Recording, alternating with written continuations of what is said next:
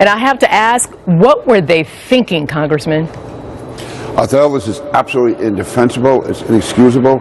We had been meeting, I'm talking about myself, Congressman Grimm, Congressman Lobiando, the New York and New Jersey delegations, meeting with the Republican leadership, with Governor Cuomo, Governor Christie, Mayor Bloomberg. We were promised that this vote was coming up.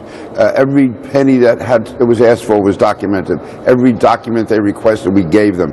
We were told everything was fine. It was actually on the House website, the bill that was going to be voted on. And then last night we started to hear that maybe it was going to be pulled, maybe it wouldn't be held. We confronted John Boehner on the floor and asked him. He goes, no, wait till the fiscal cliff vote is over.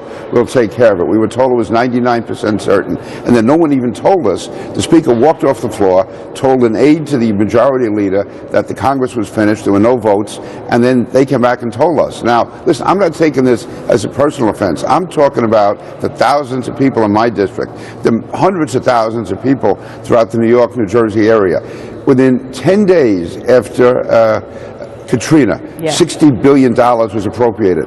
9 weeks after Sandy, not one penny has been appropriated. And let me just make this one point.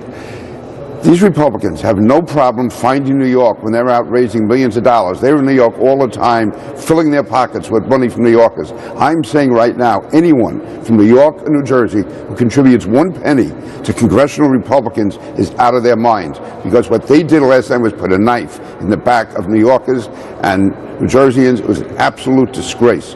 And Congressman King, I got to tell you, I felt that knife too, because I'm from New Orleans and I suffered through Katrina. We lost 10 family homes. I lost all my childhood memories, everything. I understand what these people are going through, so I'm quite frankly personally outraged by this. I want to ask you, because now as of Thursday, you have the newly elected Congress in place. You guys have to start from scratch. Is there any hope that we can get this back on the books and get a deal done quickly? Yeah, I don't see how. The reason I say that is we're not in session next week. The following week we're in session 2 days. Then you have the presidential inauguration. Then you have the State of the Union. We're going to be into February. And by the way, there is opposition among Republicans to giving the $60 billion. They want to give us $27 billion, which is the money they have to give us anyway. So last night was really the chance to get it through. That was the arrangement that was made. We played by the rules. We did everything they asked us to do. Governor Cuomo, I was talking to him last night. He's outraged. Governor Christie is outraged. Mayor Bloomberg is so disappointed in what happened here. And again, we're not looking for anything. All we're saying is treat us the same as everybody else that's been treated. And why the Republican Party has this bias against New York, this bias against New Jersey, this bias against the Northeast. They wonder why they're becoming a minority party, why we're going to be a party in the permanent minority. What they did last night, it was so immoral, so disgraceful, so irresponsible. They're supposed to be the party of family values, and you have families that are starving, families that are suffering, families that are spread all over, living in substandard housing. This was a disgrace. They are inexcusable, and they've had it. As far as I'm concerned, I'm on my own. They're going to have to go a long way to get my vote on anything.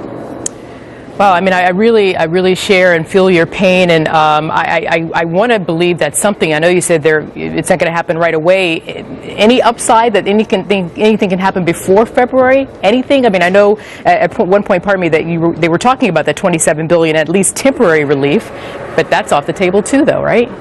Everything's off the table right now, and we'll get something as it goes along, but each day that goes by, the damage is compounded. For instance, the New York City subway system, the Brooklyn Battery Tunnel, wastewater treatment plants in Nassau County. Nassau County alone has $6.5 billion in damage. The county executive, Ed Mangano, the budget was on the precipice anyway because of tough fiscal times. How does he pay all the money that was incurred, all those expenses that were incurred? How does he rebuild? Same in Suffolk County with Steve Ballone.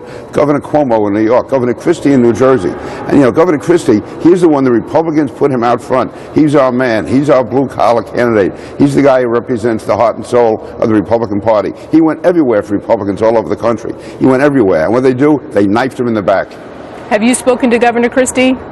I spoke to Governor Christie last night, and I'm not, doing the production work for your television show. You want to get a good person on to explain this? Governor Christie. He went through this day in and day out with us for the last week when everything was planned. He did everything he was asked to do. Everything he was asked to do, he got in the most detailed documentation, as did Governor Cuomo, as did Mayor Bloomberg. Then I hear them saying that there was pork in there, there was this. Whatever that was in there that they didn't want, that was put in by the Senate, we took out. That was a streamlined bill last night, and they just took it off the floor. If they had even told us why, instead they snuck off in the dark of night.